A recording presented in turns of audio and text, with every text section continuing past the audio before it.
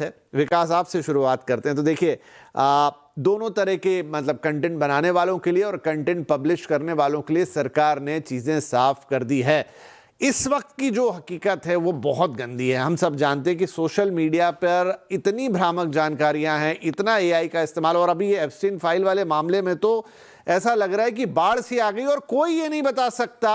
उदाहरण के लिए मैं इसकी बात कर रहा हूं कि कौन सा वीडियो सही है, कौन सी फोटो सही है, जिसके हाथ जो लग रही है वो डाल रहा है, जो विश्लेषण हो रहा है वो कर रहा है। क्या आपको लगता है कि बहुत सही समय पर डीप फेक के ऊपर ये गाइडलाइंस आई हैं और यहां से अब चीजें बदलेंगी? जी, बिल्कुल विपिन जी, इससे पहले सबसे पहले मैं आपको धन्यवाद देना चाहूँगा कि आपने इस मंच पे बुलाया। तो अगर आप देखें तो पहले भी हम डीप फेक को लेके चर्चा कर चुके हैं एक बार इस है ना टॉपिक पर, बट जी। क्योंकि इस तरह का कंटेंट बहुत ज़्यादा फ्लड हो रहा है सोशल मीडिया पे, आप देख रहे हैं, तो इस पे एक रोक लगाना बहुत ज़रूरी है। पहले एक गाइडलाइन या एक रूल या नियम कानून मिसिंग था, ऐसा है ना, मौजूद नहीं था। बट क्योंकि ये नियम अब लागू हो रहा है, जिसकी बात अक्टूबर-नवंबर से चल रही थी, लेकिन 10 तारीख को इसको नोटिफ़ाई किया गया है, फरवरी में 10 तारीख को, और 10 दिन दिए गए हैं सोशल मीडिया कंपनीज़ और है ना टॉप टारगेट प्लेटफ़ॉर्म्स को इस पर है ना इस पर अमल करने के लिए। तो मेरे हिसाब से ये बहुत ज़्यादा असरकारी होने वाला है, और इसकी जो शुरुआत होती है वो होती है अपलोडिंग से। जैसे ही हम किसी सोशल मीडिया प्लेटफ़ॉर्म पर जाते हैं तो कैसे कंटेंट अपलोड करते हैं। कंटेंट अपलोडिंग के वक़्त ही ये चीज़ चालू हो जाएगी, यूज़र को भी इसको फ़ॉलो करना होगा कि कंसेंट देना पड़ेगा कि आपने इसमें कुछ डीपफेक किया है, एआई जनरेटेड कंटेंट है, और है ना क्या इंटेंशन है। तो उस टाइम पे ही ये प्रोसेस ट्रिगर हो जाता है, जिसको हम बोलते हैं पब्लिशिंग पाइपलाइन एक स्टार्ट हो जाती है। दूसरा, वेरिफिकेशन एक प्लेटफ़ॉर्म लेवल पे भी होगा कि अगर आपने बोल दिया कि नहीं, मेरे वीडियो में या मेरे अपलोड किए हुए कंटेंट में ऐसा कुछ नहीं है, बट फिर भी प्लेटफ़ॉर्म लेवल पर भी एक बार जाँच ज़रूर होगी।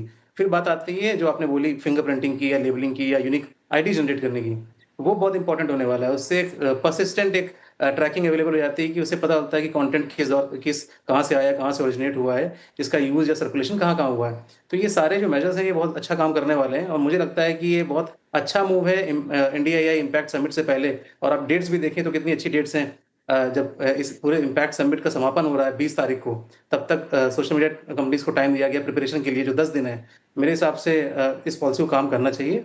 और अगर आप देखें तो 3 चीज़ों पर बहुत ज़्यादा फ़ोकस किया गया। पहला है ट्रस्टवर्दीनेस और यूज़र का जो ट्रस्ट बिल्ड होता है। आप कोई भी जानकारी कंज़्यूम करते हैं और आँख बंद करके उस पे भरोसा कर लेते हैं। कुछ लोग ऐसे होते हैं जिनको जो टेक सेवी नहीं है, जिनको टेक्नोलॉजी का बहुत ज़्यादा ज्ञान नहीं है, तो उनके लिए बहुत ज़्यादा काम करने वाला है।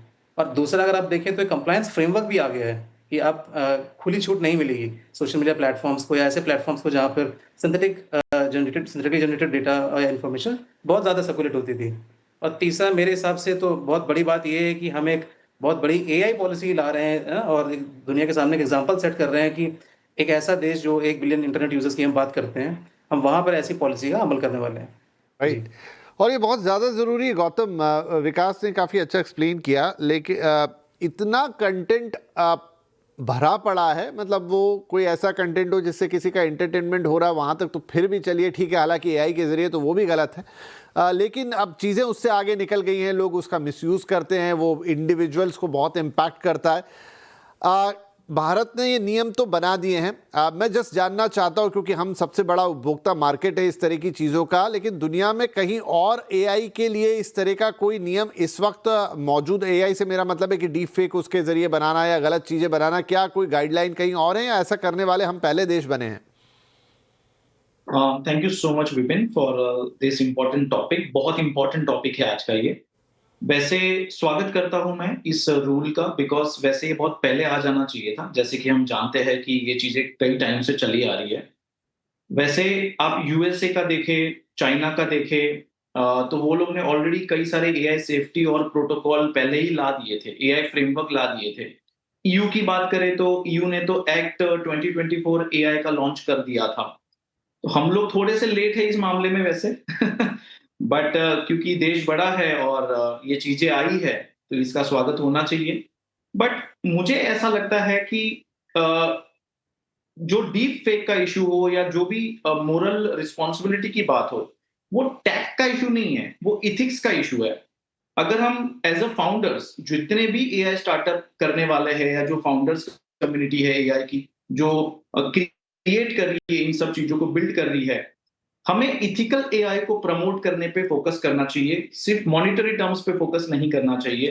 क्योंकि हमारी आने वाली जनरेशन जो है, उसको भी इसका नुकसान होगा अगर हम सिर्फ फास्ट चलने के रेस में, क्योंकि अभी तो सिर्फ एआई है, आगे एसआई आ रहा है, सिंथेटिक इंटेलिजेंस, सुपर इंटेलिजेंस आ रहा है जो ह्यूमन इंटेलिजेंस को बाईपास करेगा। तो उस टाइम पे हम क्या करेंगे? तो मुझे लगता है कि गवर्नमेंट को एआई मिनिस्ट्री के ऊपर भी काम करना चाहिए और इसके ऊपर जो भी एक्सपर्ट्स है उसको साथ में आके, क्योंकि ये इतना फास्ट जा रहा है कि आप देखें कि चीजें बहुत एडवांस हो रही है, बहुत फास्ट मूव कर रही है। इवन जो टॉप सीईओ फाउंडर्स है उनके कंट्रोल में नहीं है। अभी इकोनॉमिक वर्ल्ड फोरम में एलोन मस्क ने कहा कि इसी साल ह्यूमन इंटेलिजेंस को बाईपास कर सकता है आर्टिफिशियल इंटेलिजेंस। ये कितनी सेंसिटिव बात है।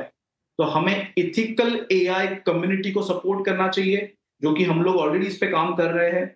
एंड आई बिलीव मतलब ये आप सही कह रहे हैं, मतलब चूंकि आज जो फोकस है वो पूरा सोशल मीडिया के ऊपर है और आप जिसकी बात कर रहे हैं वो ओवरऑल एक एआई कम्युनिटी की बात है। इनफैक्ट अभी ही हमने कल शो किया जिसमें हमने क्लाउड कोवर की बात की और फिर बाद में एक इस्तीफे की आपको खबर होगी कि उनके जो एआई सिक्योरिटी के हेड थे, ऑफ कोर्स एक इंडियन थे, उन्होंने कुछ एथिकल चीज़ों की बात रखते हुए अपने पद से इस्तीफा दे दिया। और ऐसा हम पहले भी एआई कंपनीज में होता हुआ देख चुके हैं। मतलब वो जो कॉन्फ्लिक्ट है सोच का, विचार का, कि कौन सी चीज़ एथिकल साइड पे जा रही है और कौन सी चीज़ बिजनेस को ओवरकम कर रही है, वो वाकई में एक वैलिड प्रश्न है। लेकिन वो बहुत बड़ा प्रश्न है